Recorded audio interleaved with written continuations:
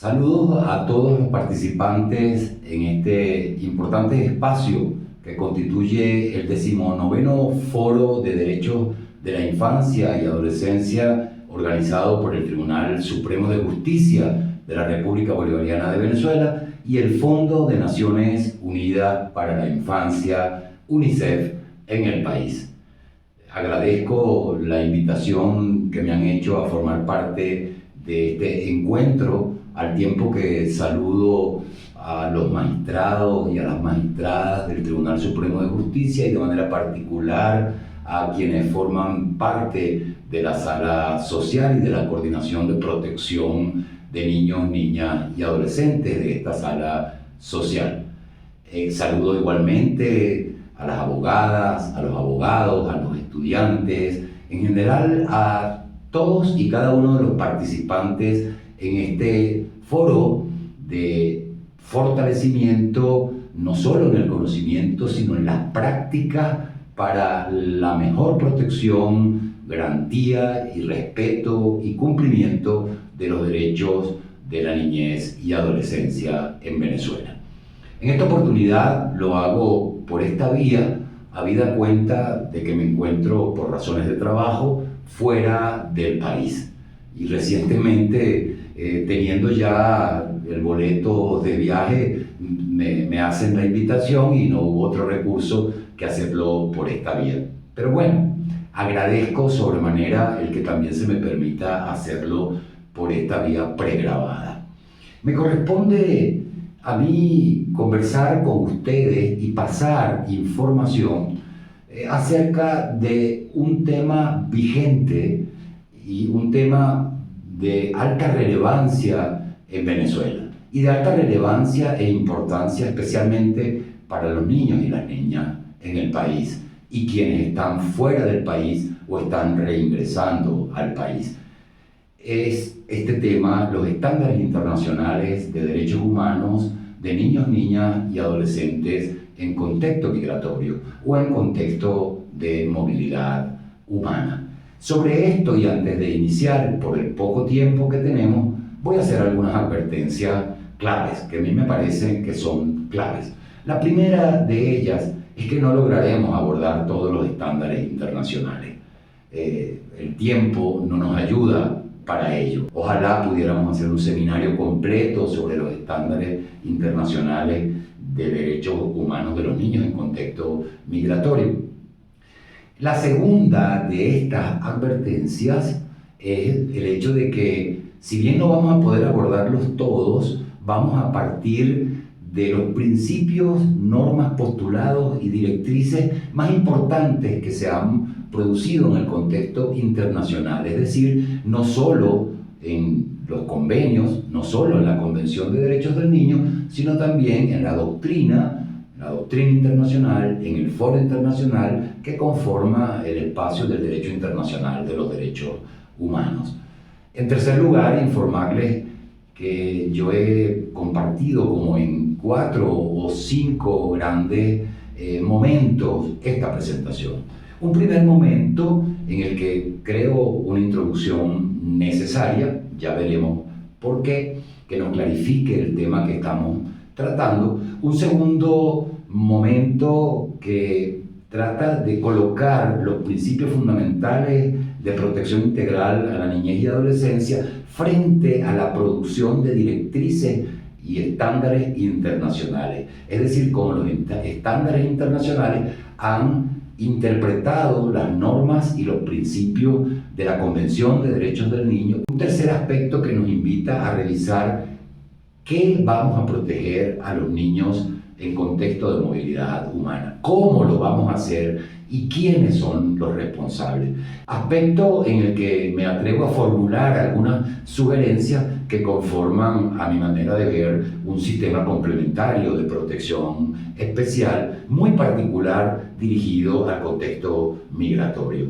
Y finalmente vamos a establecer una ruta de procedimiento, o vamos a sugerir más bien, no establecer, a sugerir una ruta de procedimiento en donde se encuentran el tipo de acciones a ejecutar y los responsables para hacerlo. En el punto quinto, simplemente les voy a dejar allí copiado la normativa internacional aplicable al contexto migratorio de niños, niñas y adolescentes.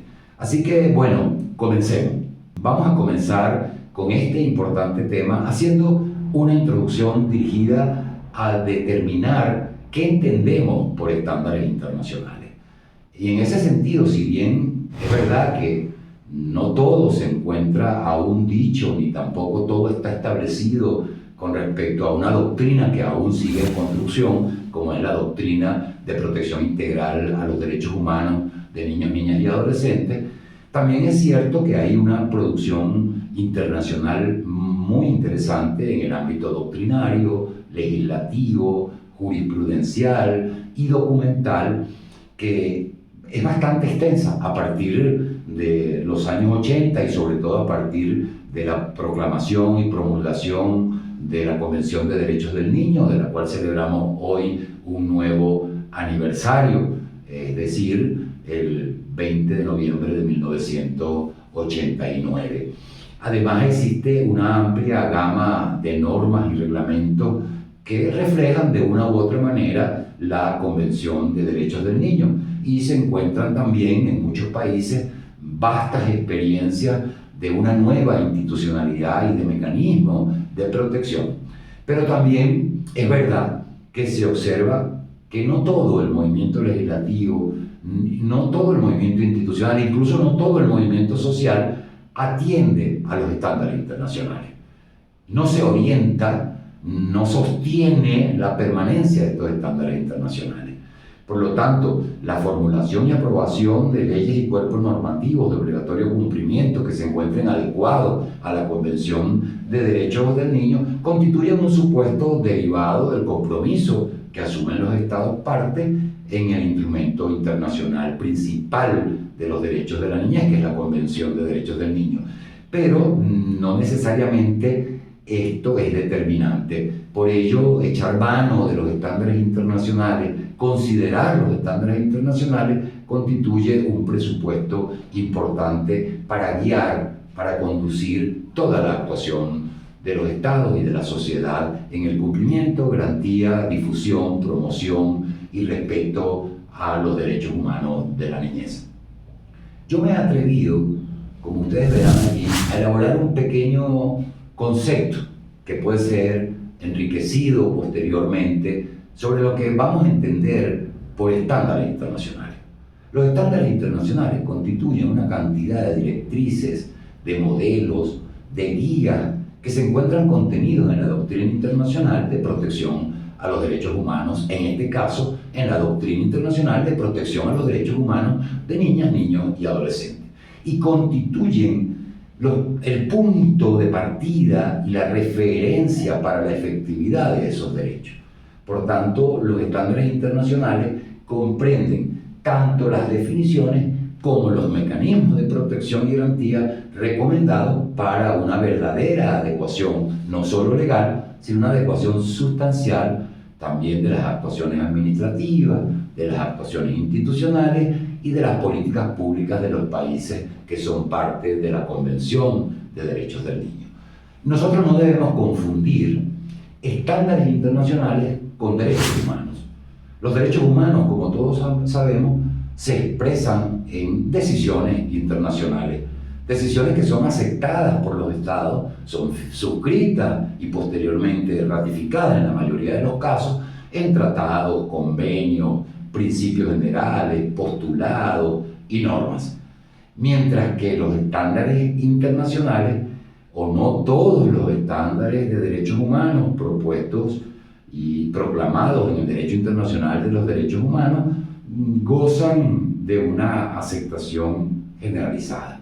Mientras que no todos los estándares de derechos humanos propuestos o proclamados en el derecho internacional de los derechos humanos gozan de una aceptación generalizada, no tienen la misma fuerza vinculante que tienen los convenios o los tratados internacionales. Pero al estar fundamentados en esos convenios, los estándares se convierten en ese modelo, en esa guía de actuación. Los estándares así son el resultado de un esfuerzo por implementar adecuadamente los derechos humanos. Sobre esta importancia de los estándares internacionales, debemos decir que los derechos humanos no suelen ser aplicados de forma voluntaria.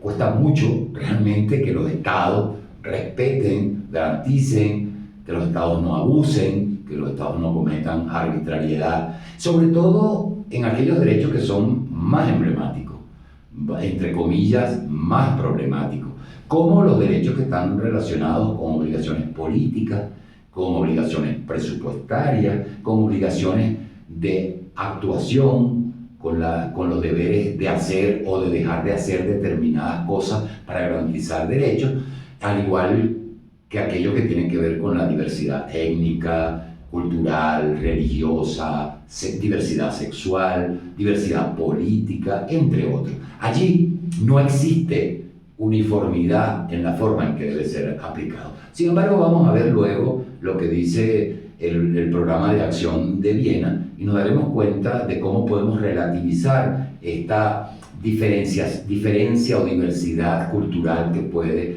existir entre determinados países. Eso sucede, por ejemplo, con los derechos de la niñez, que si bien han sido de aceptación prácticamente universal, o la más universal de las aceptaciones, no se siguen unas reglas adecuadas para su efectividad, o no se siguen reglas comunes para su efectividad. Los estándares internacionales constituyen un recurso que guían la actuación de respeto, cumplimiento y eficacia de esos derechos que han sido aceptados y ratificados por los distintos estados. En ese sentido, les decía, la Declaración y Programa de Acción de Viena del año 1993 dice textualmente, allí lo van a ver, todos los derechos humanos son universales, indivisibles e interdependientes y están relacionados entre sí. Sobre eso no vamos a abundar, todos conocemos qué significan estos caracteres y estos principios y valores de los derechos humanos. Pero hoy dice la Declaración de Viena que la comunidad internacional debe tratar los derechos humanos en forma global y de manera justa y equitativa, en pie de igualdad y dándoles a todos el mismo peso. Dice la comunidad internacional. De allí que subsiguientemente, dice el Programa de Acción de Viena, debe tenerse en cuenta la importancia de las particularidades nacionales y regionales, así como los diversos patrimonios históricos, culturales y religiosos. Y este pero, que leen allí subsiguientemente, deben subrayarlo.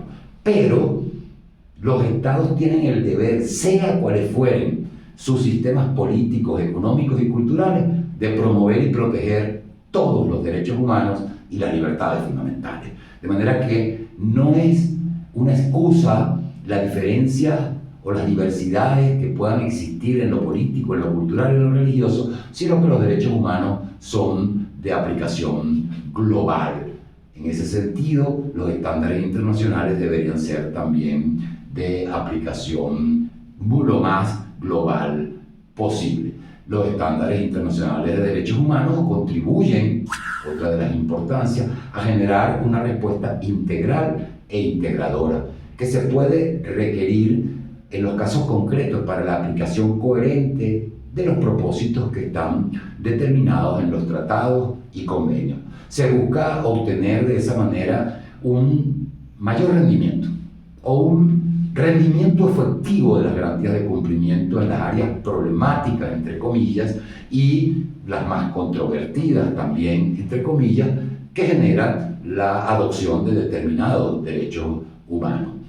Y si bien es cierto que los estándares son útiles en tiempos normales de implementación y eficacia interna de los derechos humanos, también son útiles, y así debe tenerse, en tiempos emergentes. En tiempos emergentes que pueden ser ocasionados por distintas circunstancias, que digamos se hacen generalizados en la humanidad lamentablemente hoy día. Por ejemplo, las situaciones de guerra, las catástrofes, las pandemias. Ya venimos pues de una pandemia, entramos en una supuesta pospandemia, pero entramos en una situación de guerra que genera consecuencias de vulneración de derechos humanos de manera permanente y a los más vulnerables, a las mujeres, a los niños y a las niñas. O por crisis económicas, por crisis políticas internas de los países. De manera que los estándares internacionales allí constituyen una determinación muy precisa, una determinación en forma muy clara de los avances que los países puedan tener en cualquier situación. Digamos, vamos a insistir en situación normal, entre comillas, como en situaciones de emergencia. Y en ese sentido ocupan un lugar privilegiado dar cumplimiento a estos estándares internacionales. En segundo lugar, o el segundo aspecto que nosotros vamos a tratar, esta conjunción que vamos a hacer entre los principios fundamentales de derechos de la niñez y los estándares internacionales para la protección de los niños en contexto de movilidad humana. El primer asunto que yo quiero mostrarles es una especie de rememorar los principios fundamentales de derechos de la niñez, que son principios rectores de la protección integral a los niños, frente a los principios que rigen los procedimientos o que deberían regir los procedimientos de protección a los niños que se encuentran en movilidad humana.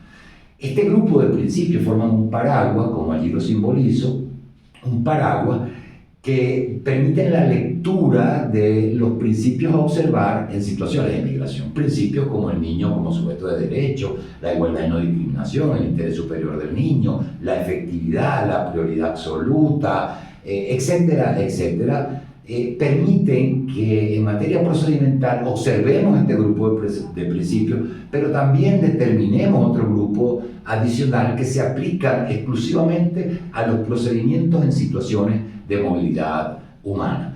Uno de ellos, vean ustedes por ejemplo, la obligación de denunciar cualquier circunstancia, poner en conocimiento de la autoridad de protección cualquier circunstancia o caso que pueda derivar o que pueda determinar que se comete o se está cometiendo o se va a cometer un delito contra un niño, niña o adolescente en situación de movilidad humana. El principio de confidencialidad, de intersectorialidad, el debido proceso y procedimiento, respetando por supuesto el derecho a opinión que tiene el niño, la no revictimización que tiene el niño migrante, el niño o la niña migrante.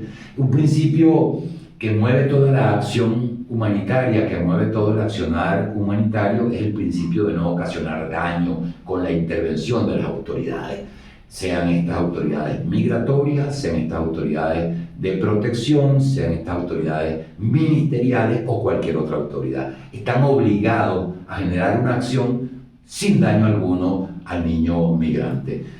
Y por supuesto, ustedes ven allí también, destacamos la importancia de que el niño, niña o adolescente dé su consentimiento, su asentimiento informado para el inicio de cualquier procedimiento que determine la situación en que se encuentra este niño que está ingresando a un país determinado o que reingresa a su país, como el caso de muchos niños que están regresando a Venezuela, muchos niños y niñas que están regresando al país. Un enfoque del procedimiento de atención que esté centrado en los niños. Y centrado en los niños significa centrado en su interés superior, lo cual es igual a que este procedimiento, cualquiera que sea, debe estar centrado en sus derechos y en sus garantías. No podemos negar que la situación de los niños migrantes es altamente riesgosa para estos mismos niños.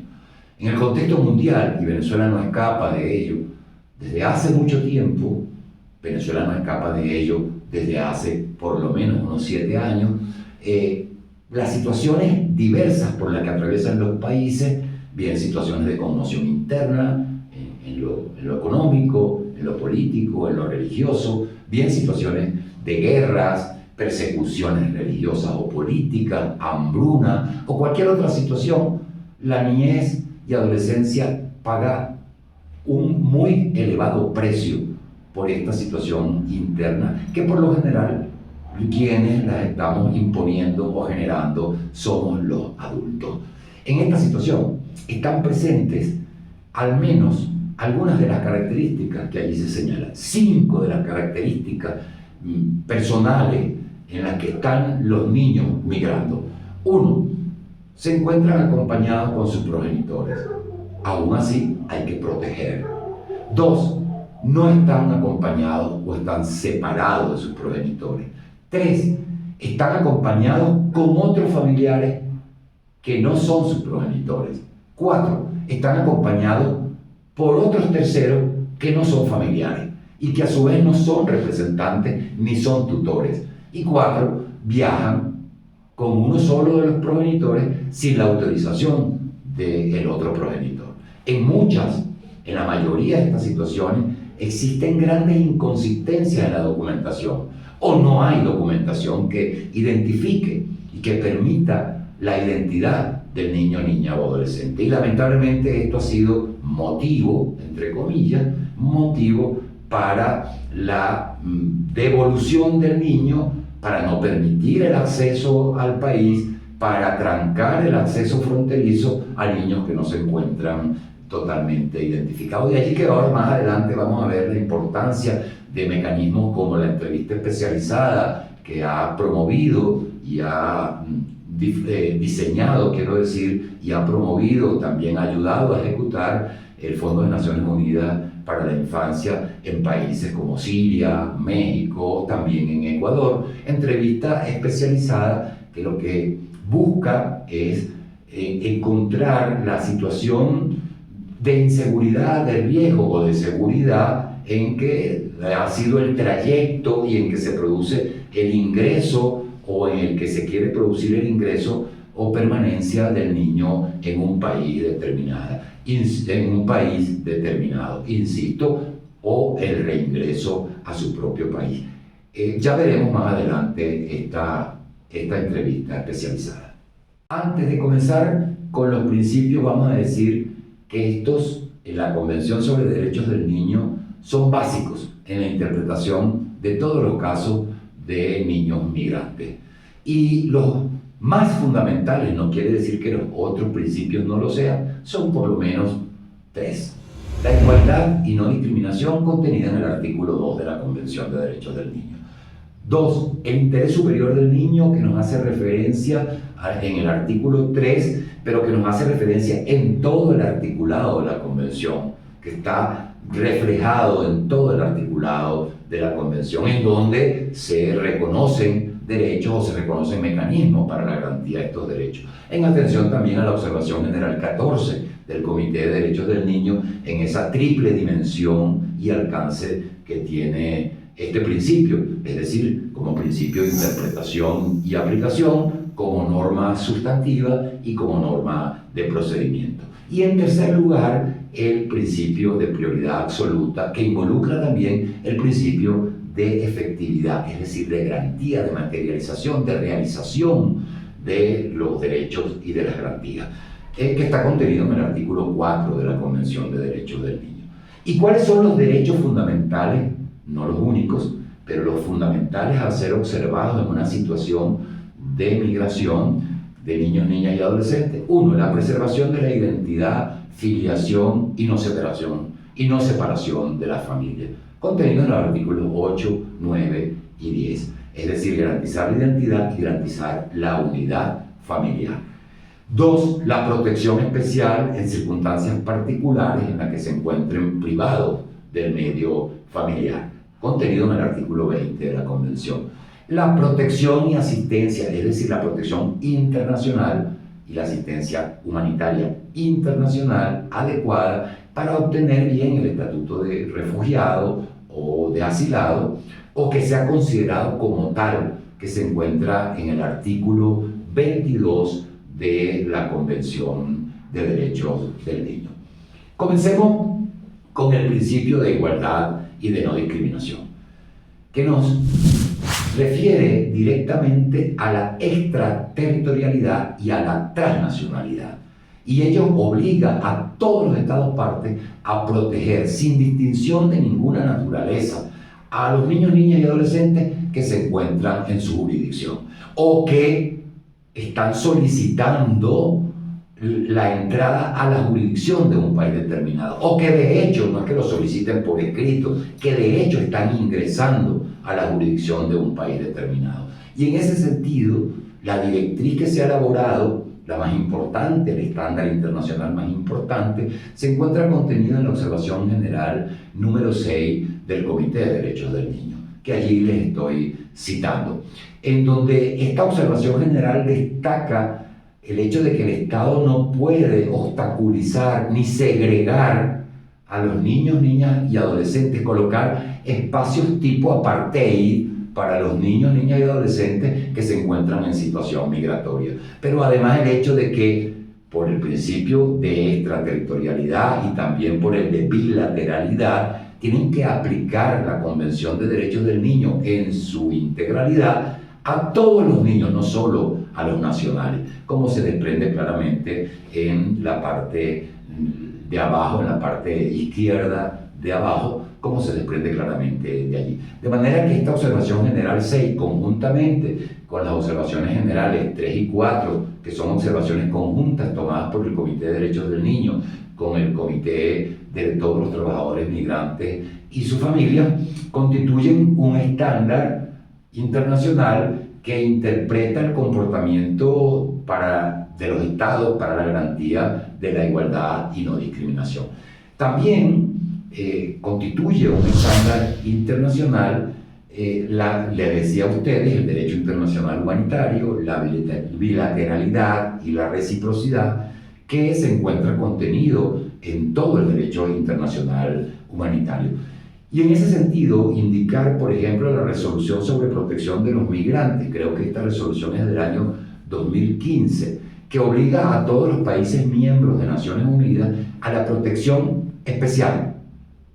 Entiéndase bien, protección especial cuando en contexto de movilidad humana y por cualquier circunstancia se solicita el ingreso a un país que no es el país de su nacimiento. En ese sentido, resalta esta resolución que las obligaciones resultantes de la Convención en lo que concierne a los menores no acompañados y separados de su familia se extiende a todos los poderes del Estado, ejecutivo, legislativo, judicial o cualquier otro poder, y se incluye entre ellos la obligación de promulgar legislación, pero también crear estructuras administrativas y articular las distintas actividades de investigación, información, acopio de datos y en general de formación necesario para apoyar estas medidas. Y destaca que estas obligaciones tienen tanto carácter positivo como carácter negativo, es decir, obligan a hacer determinadas cosas al Estado para garantizar derechos y le obligan o le prohíben también hacer otras cosas para que no discriminen a los niños, niñas o adolescentes. Tengamos muy en cuenta que esta resolución de Naciones Unidas constituye así pues un estándar internacional. En cuanto al interés superior del niño, además de todo lo que se desprende de la Observación General 14, como les he dicho, vamos a derivar algunos estándares. 1. Impone la toma de decisiones por parte de cualquier autoridad, y esto involucra a las autoridades de migración, pero también a las autoridades de protección especial, pero también a las autoridades que deciden políticas migratorias, para que un niño cuando solicita su ingreso o cuando está reingresando se corresponda con el respeto a la dignidad humana cualquier actuación. En segundo lugar, debe facilitar la autoridad competente todas las tramitaciones para que el niño ingrese al país, sin discriminación de ninguna naturaleza, otorgando todas las garantías para que el niño permanezca con su familia o se reunifique con ella en caso de que se encuentre separado o no acompañado. Debe preservarse la seguridad y las condiciones más apropiadas para que el niño ingrese al país. Y esto significa también no revictimizarlo.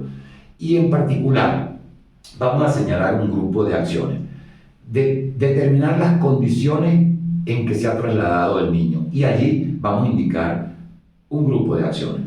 Posibles vulneraciones de derechos que hayan ocurrido en el trayecto en el que ese niño ha recorrido desde su país hasta el otro país o desde aquel país que no es su país de origen, de regreso o de retorno al suyo. Segundo, la determinación de las necesidades de protección primaria. ¿Y qué queremos decir cuando hablamos de protección primaria? En particular, todas aquellas que son de manera inmediata, son necesarias de manera inmediata, como son las de salud, las nutricionales, las necesidades familiares, las psicoafectivas y las necesidades sociales como parte de una atención emergente. Y en cuarto lugar, el Estado, las autoridades, en atención al principio del interés superior del niño como estándar, como directriz, debe valorar el dictar una medida de protección que sea continua y permanente para garantizar bien que el tránsito o bien que la permanencia en el país se cumpla con respeto a los derechos de protección integral, así como la necesidad de colocación en acogimiento familiar si fuese necesario. Y escúchese bien, en acogimiento familiar siempre debe evitarse, como veremos más adelante, la institucionalización de niños, niñas o adolescentes en contexto migratorio. También, en aplicación del interés superior del niño, la resolución mencionada de Naciones Unidas sobre protección a migrantes ha establecido que es deber, lo ven allí, que es deber de los estados promover y proteger de manera efectiva los derechos humanos y las libertades fundamentales de todos los migrantes, especialmente los de las mujeres y los de los niños, sea cual fuere su estatus migratorio, de conformidad con la Declaración de Derechos Humanos. Entendemos entonces que claramente la Declaración de Derechos Humanos establece el libre tránsito y movilidad de un país a otro, establece el respeto y el libre desarrollo de la personalidad, el reconocimiento de la personalidad jurídica de todos los seres humanos, y en ese contexto dice la resolución que deben establecer los estados sistemas y procedimientos adecuados para garantizar que el interés superior del niño sea la consideración primordial en todas las medidas o decisiones relativas a los niños migrantes, sea cual fuere ese estatus migratorio, y utilicen cuando proceda alternativas a la detención de niños migrantes. De esta forma, es indudable que se desprenden algunas cosas de esta directriz de la resolución de protección a migrantes. Se desprende, primero, que debe estar un sistema de protección activado. Y este sistema de protección debe estar activado junto a las autoridades de migración o de movilidad humana. No puede ser que las autoridades de migración atiendan de primer momento. No es el deber ser. No es el deber ser porque las autoridades de migración son solo para migración, pero no son ni están, por lo general, garantizando derechos. De manera que ahí debe estar el sistema de protección acompañando a las autoridades de migración, o el primer contacto con los niños debe tenerlo el sistema de protección. De allí que me atrevo después a sugerir, dentro de una ruta de protección a niños migrantes, me atrevo a sugerir determinados procedimientos. En segundo lugar, no solo deben tener presencia los funcionarios de revisión de ingreso migrante, sino los funcionarios de protección especial dentro del sistema de protección de la mayoría de los países. En el caso de Venezuela, los consejos de protección de niños, niñas y adolescentes deben estar presentes allí. Capacidad institucional suficiente, instalada para asegurar cuanta medida de protección sea necesaria. No solo dictar la medida, sino además las facultades para determinar el ingreso al país. Es decir, que es la autoridad de protección la que debe tener la facultad, la competencia de autorizar el ingreso al país. Y recordemos que la Corte Interamericana de Derechos Humanos ha establecido claramente que un Estado, una vez que un niño ha solicitado, e insisto, no tiene que ser una solicitud por escrito, ha solicitado el ingreso a un país, es el Estado el que está obligado a darle ingreso, independientemente de su estatus migratorio. Es decir, tenga o no documentación, es decir, esté ese niño acompañado o no acompañado por sus familiares, esté acompañado por un tercero o cualquier otra circunstancia. Y en ese sentido, la capacidad instalada debe destacar que el primer contacto debe ser de un órgano de protección especial. Pero además que quien debe autorizar el ingreso al país previo a un informe y una entrevista especializada es justamente el sistema de protección y no solamente la autoridad migratoria.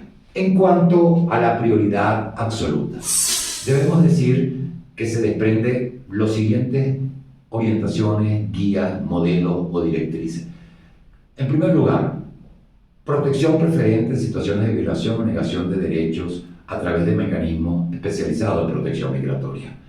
Prioridad en asignación de recursos para esta actividad que realizan los sistemas de protección. Los sistemas de protección necesitan recursos, los consejos de protección necesitan recursos para una actividad que requiere no solo de su tiempo, sino de personal, de recursos materiales, de movilización y en general de logística, pero también de programas de atención particulares para situación migratoria.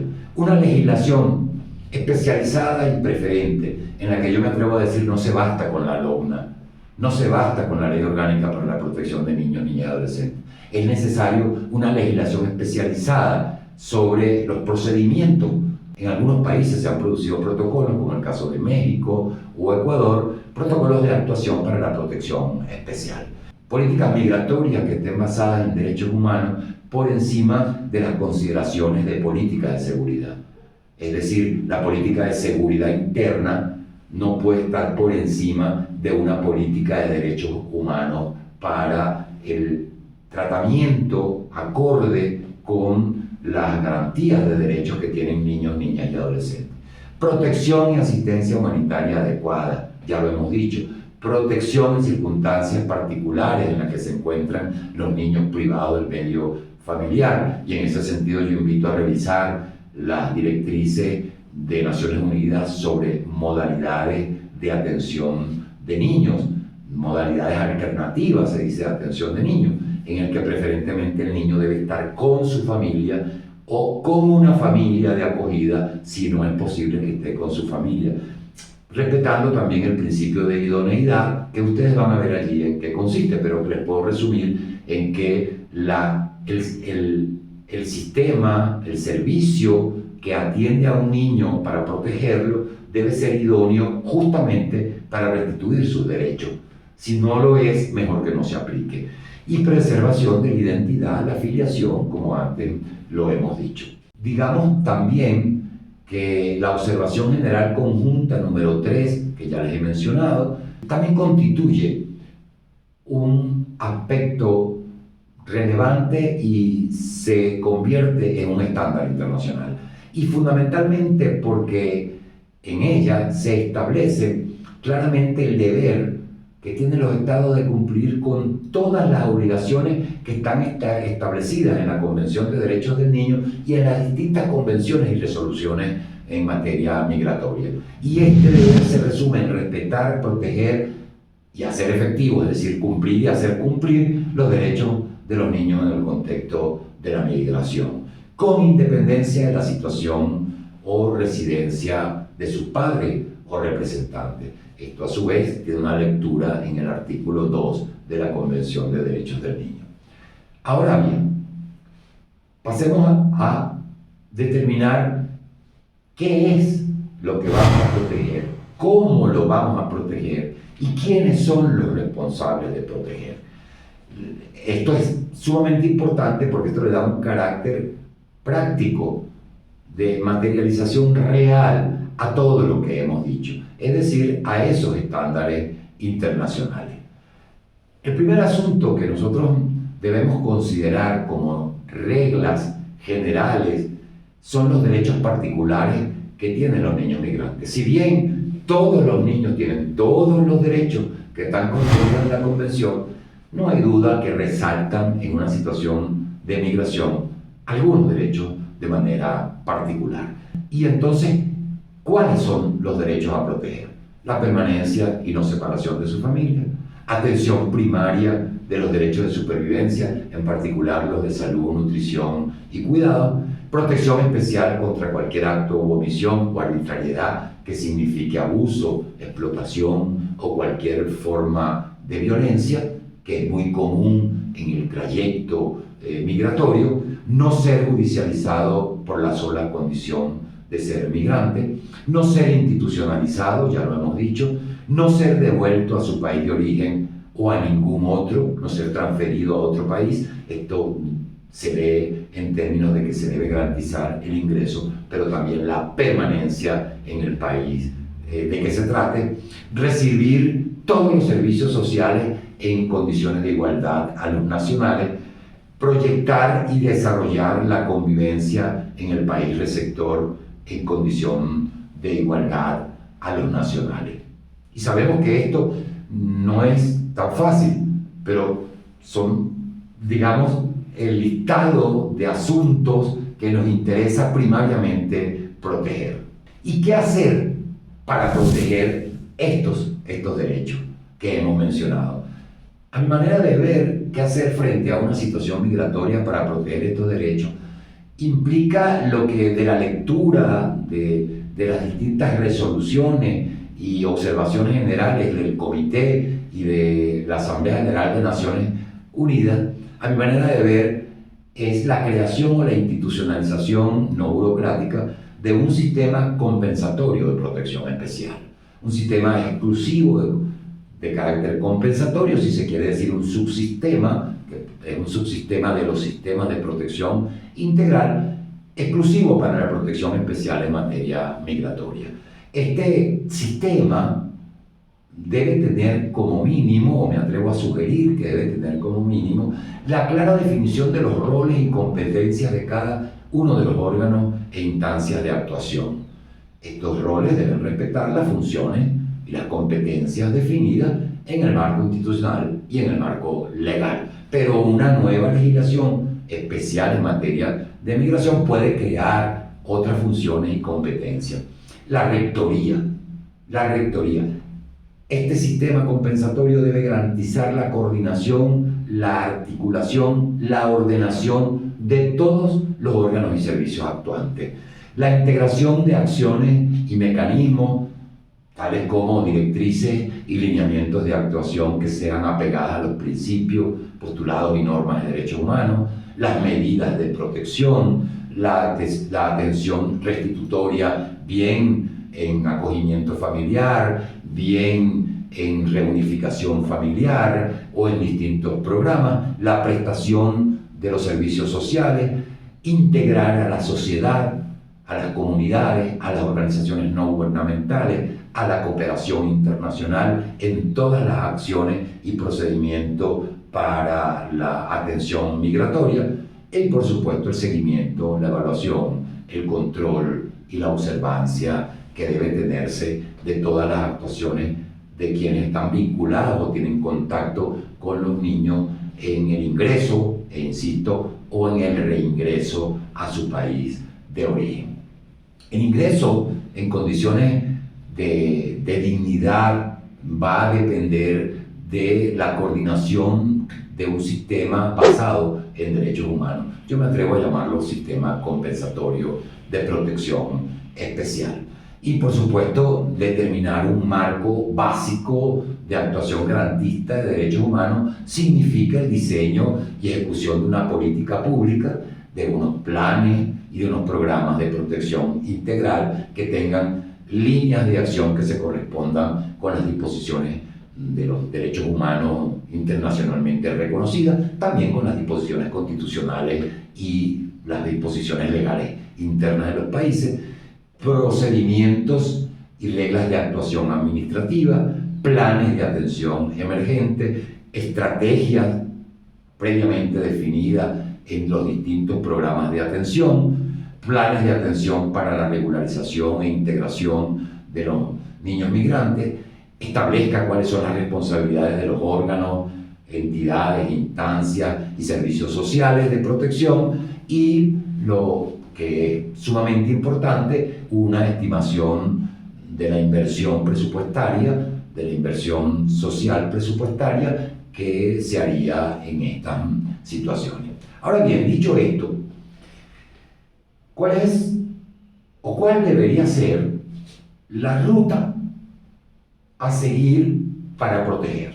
Ya sabemos qué son los estándares internacionales, cuáles principios se pueden aplicar como estándares internacionales, cómo hacerlo, pero no sabemos cómo es la ruta de protección. Y en ese sentido, esa ruta, me atrevo a sugerir algunas cosas, advirtiendo que esta ruta es aplicable en todas las circunstancias conforme a los estándares internacionales. ¿Y qué significa en todas las circunstancias? Yo me atrevo a enumerar 4 allí. Es aplicable cuando un niño o niño adolescente ingresa a otro país, pero también es aplicable cuando un niño pretende el reingreso a su país de origen, es decir, a su propio país. Y también cuando se requiere de protección internacional, tal vez como refugio, asilo o migración por cualquier otra circunstancia. Y de igual forma, cuando se trata de niños que han sido víctimas de trata, explotación económica, explotación sexual, retención ilícita. De manera que estas no son, digamos, rutas de un procedimiento exclusivo para la entrada del niño a un país que no es su nacional, es decir, a un país que no es de su origen, sino en cualquiera de estas otras circunstancias. ¿Qué consideraciones debemos tener como consideraciones generales para elaborar esta ruta? 1. La protección emergente y ruta a seguir debe conjugar las reglas de actuación. 2. Debe identificar las necesidades de protección y atención de los niños y sus familias que son de otras nacionalidades y que arriban a un territorio determinado.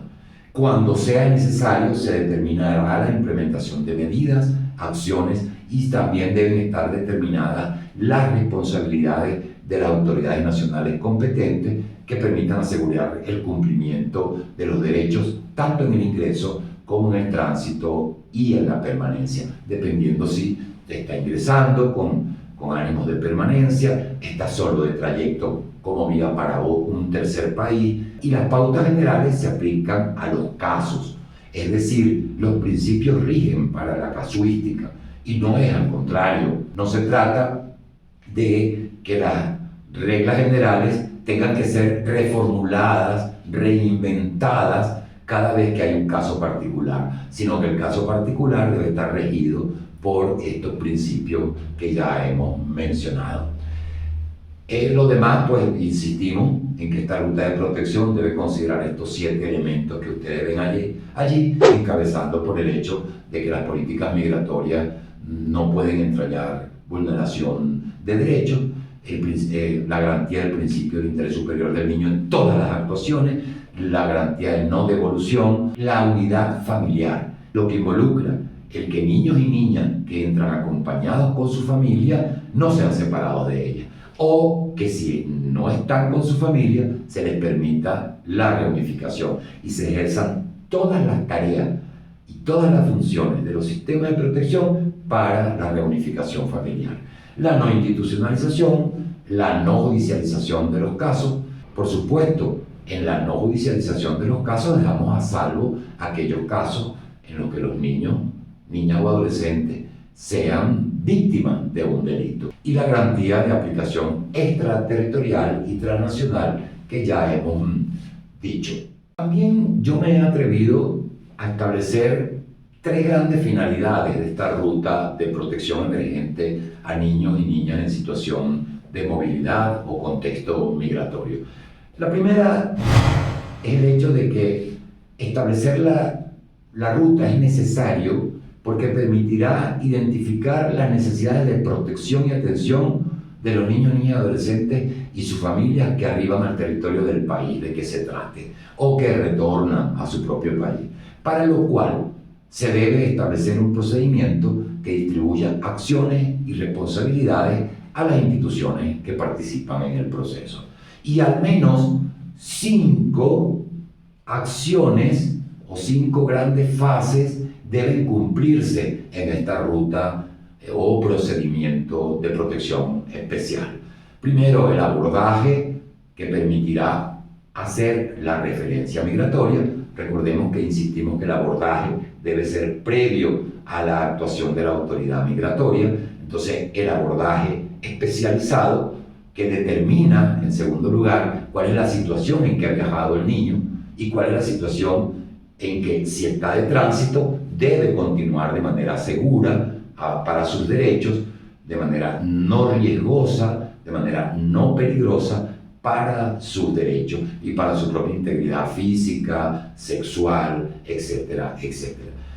Esta determinación de la situación, que se hace a través de una entrevista especializada, UNICEF ha promovido, ha diseñado y ha acompañado a distintos países en la implementación de esta entrevista especializada, que ha sido concebida desde un ángulo pedagógico, técnico, no solo normativo, sino de alta consideración humanitaria, humana y social de la condición del niño migrante y de su familia, con actuación especializada para la no revictimización y para la determinación real de la situación que amerita una determinada protección.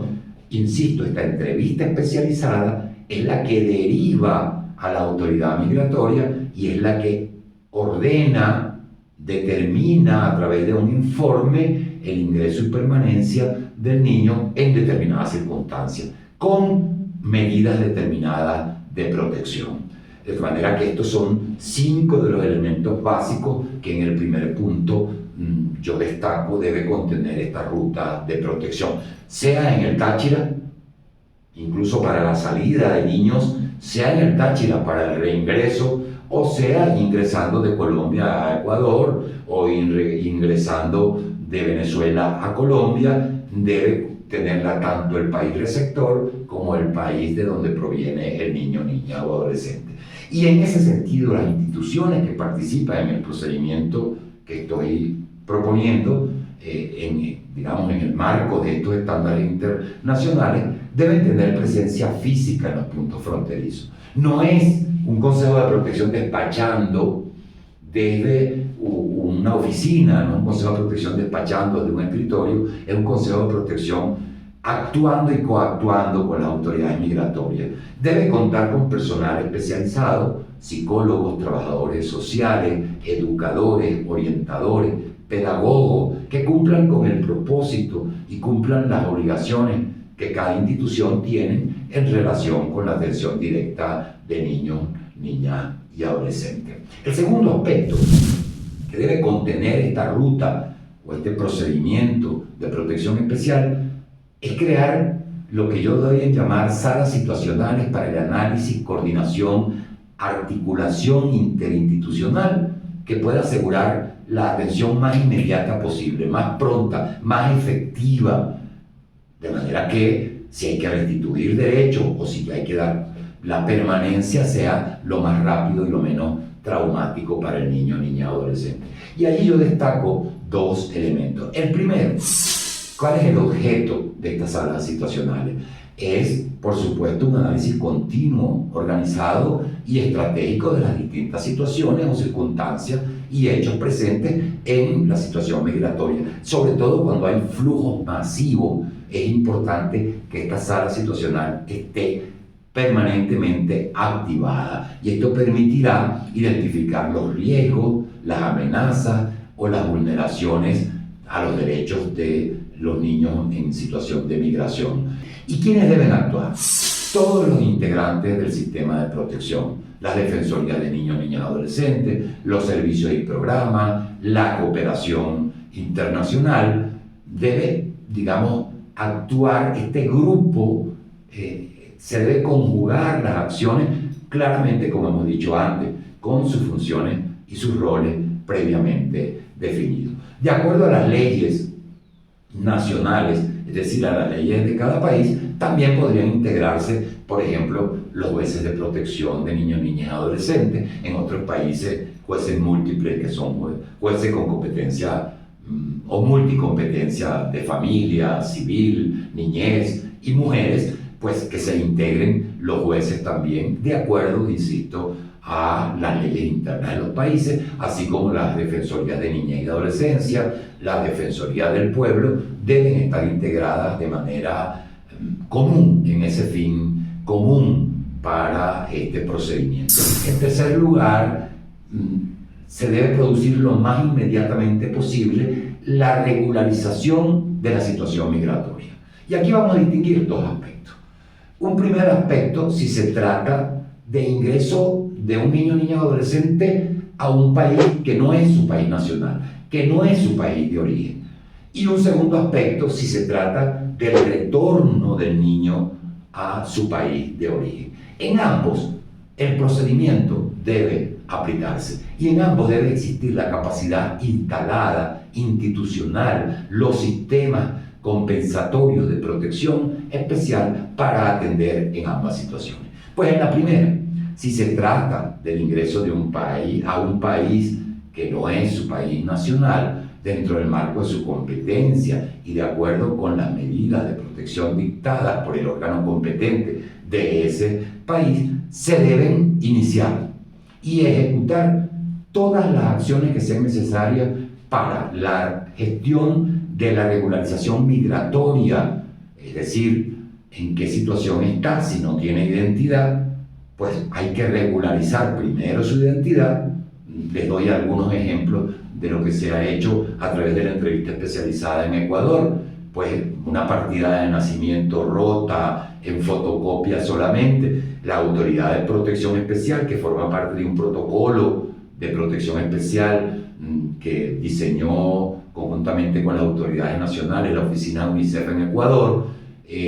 Esta entrevista especializada determina la situación y requiere a las autoridades venezolanas la partida de nacimiento de ese niño, niña, adolescente. Si el niño no está acompañado, a través del órgano de protección nacional del Ecuador se comunica con los órganos de protección y con los órganos de identificación de Venezuela para determinar la identidad de ese niño y proveer la partida de nacimiento. Pero consecuentemente se debe regularizar la situación migratoria interna de ese niño, niña o adolescente y de su familia en el país, lo cual tiene que ver con el otorgamiento de visas, con el otorgamiento de visas especiales que deberían ser gratuitas para los niños, niñas y adolescentes y su familia en este contexto de flujo masivo, también de una cédula de identidad nacional como residente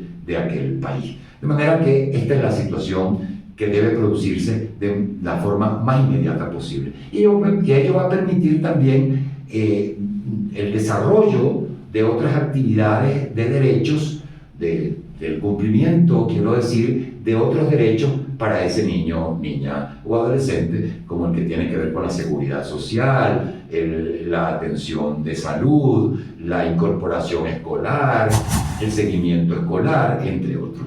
Pero si se trata de retorno al país, se deben activar los órganos del sistema de protección.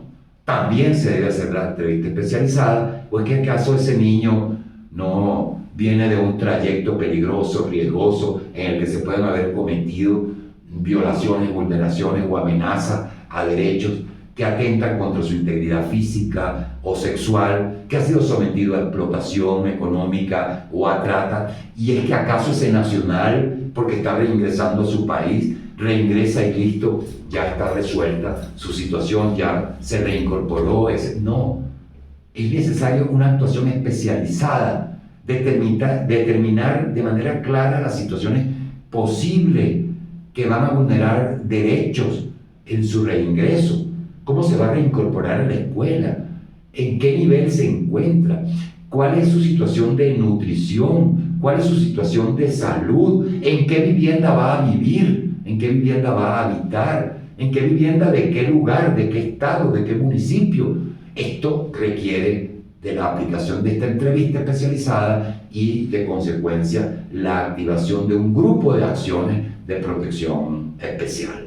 A tales efectos, deben facilitarse todos los procesos administrativos y todos los procesos, deben activarse, quiero decir, todos los procesos administrativos y todos los procesos institucionales cuando el niño está reingresando.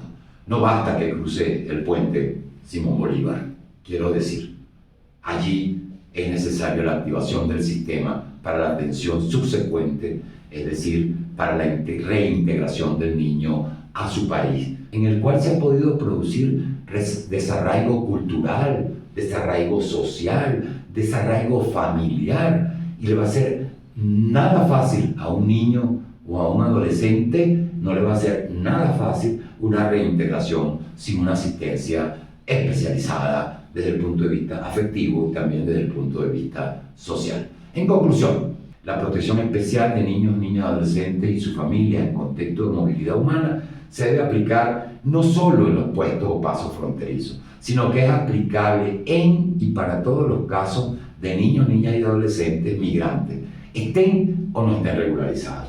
Es decir, ya entraron, en la permanencia se debe aplicar protección especial durante el tiempo de permanencia para la integración al país. Se trata de ingreso, tránsito, retorno, o se trate de cualquier otra circunstancia, el sistema de protección es el más adecuado para actuar. Aquí solamente les estoy como indicando cuáles son los pasos que debe tener un procedimiento de atención migratoria a niños, niñas y adolescentes. Por supuesto, el inicio de un procedimiento con la solicitud de ingreso o con la sola presencia del niño en el eje fronterizo, se debe iniciar este procedimiento, y eso es lo que yo llamo la fase 1. En la fase 2 se debe determinar claramente cuál es la situación en que está el niño, niña o adolescente, desde el punto de vista lo más integral posible: salud, nutrición, si está en situación de explotación económica, trata o cualquier otra circunstancia. Para ello, la entrevista especializada que ya hemos abordado es el segundo aspecto dentro de esta segunda fase. Si fuese necesario, por supuesto, en esta entrevista especializada dictar una medida emergente de protección, nos pasamos en la fase 3 y vamos directo a la medida de protección. Pero en todo caso debe producirse un informe de esa entrevista especializada que motive toda la medida de protección, y que por supuesto este informe es el que va a las autoridades migratorias y a los sistemas y servicios, entidades de atención en la que se pudiera aplicar esa medida de protección. Por supuesto, posteriormente la ejecución y seguimiento. Advierto, la fase 4 no necesariamente tiene que producirse, porque el informe puede establecer claramente que no hay necesidad de protección. Sin embargo, yo debo decir aquí de manera responsable que en la generalidad de los casos de niños migrantes hay necesidades de protección. Es importante la protección. Hay afectaciones en cualquier orden de la vida y del desarrollo del niño, niña o adolescente. Así que pues que es todo un reto para el país, para Venezuela, no solo establecer las condiciones en que reingresan los niños cuando estén reingresando, sino también establecer y principalmente acuerdos bilaterales con los países de destino en donde están ingresando nuestros niños, niñas y adolescentes. Acuerdos bilaterales que dejen a un lado las consideraciones políticas y dejen a un lado las consideraciones ideológicas, y en donde los niños sean el puente de las relaciones, porque para ellos es por sus derechos y son nacionales, son venezolanos, y lo menos que podemos exigir es el trato con dignidad en donde quiera que estos niños y niñas se encuentren.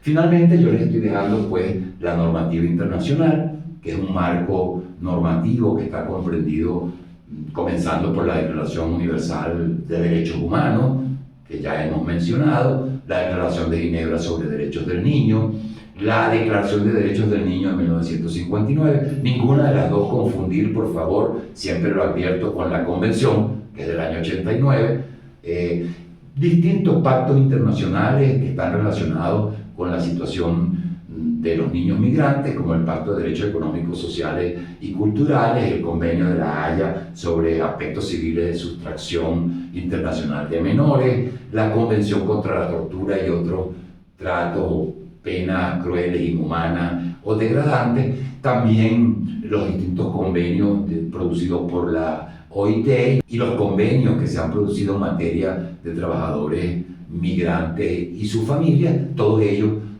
conforman este grupo de estándares internacionales.